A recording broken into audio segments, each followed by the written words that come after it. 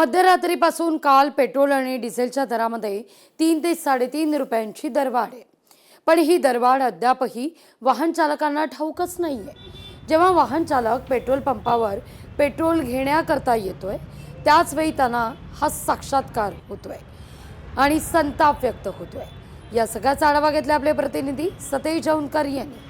कोल्हापुरातही petrol आणि डिझेलची दरवाढ झाल्याचं आपल्याला पाहायला मिळतं. या पार्श्वभूमीवरती आपण पाहतोय की या उद्यमनगर परिसरात असणाऱ्या या पेट्रोल पंपावरती आता रांगा लागल्याचे चित्र दिसून येते. खरं तर मुबलक प्रमाणात पेट्रोल कोल्हापुरात उपलब्ध असल्याचं सांगितलं जात आहे. मात्र पेट्रोल दरवाढ झालेली आहे आणि आज सकाळपासून या ठिकाणी पाहतोय दर जो साध्या पेट्रोलचा दर आहे तो जवळपास 107 रुपये 68 पैसे आहे. तर या ठिकाणी स्पीड पेट्रोलचा दर जवळपास 117 रुपयांच्या आसपास प्रति लिटर आहे. त्यामुळं या दरवाढीचा फटका सामान्य ग्राहकांना नागरिकांना या ठिकाणी बसताना दिसून येतो. आपल्यासोबत बोलण्यासाठी सामान्य नागरिक आहे. दादा काय सांगाल? खरं तर पेट्रोल दरवाढ झाली, आता तुम्ही पेट्रोल टाकण्यासाठी आलेला आहात. पेट्रोल दरवाढ झालेली आहे 3 रुपये आणि डिझेल ते 3 रुपये 11 पैसे का 42 पैसे झाले आहे. तर गव्हर्नमेंट सर्व क्षेत्रातून लोकांच्याकडून टॅक्स घेतं.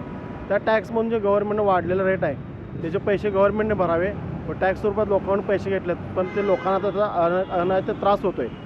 लोकांना जे त्यांना जे संकट आलं आहे ते सरकारनं बघावे आमच्या अपेक्षा आहे. काय महागाई उच्चांकाला पोचलेली आहे.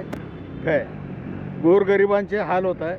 आमच्यासारख्या पेन्शनर लोकांचं तर फार वाईट परिस्थिती आहे. कोल्हापुरातील काही पेट्रोल पंपावरती पेट्रोल संपलेलं आहे. मात्र मुबलक साठा असल्याचं देखील या ठिकाणी आपल्याला पुरवठा अधिकारी सांगताना पाहायला मिळतं. त्यामुळं नागरिकांनी पॅनिक होऊ नये आणि आपल्याला आवश्यक असेल लागेल तेवढंच पेट्रोल या ठिकाणी भरावं असं आवाहन या ठिकाणी करण्यात आलेलं आहे. सतेज औंधकर, लोकशाही मराठी, कोल्हापूर. लोकशाही मराठी ऐका, पहा, जागरूक रहा.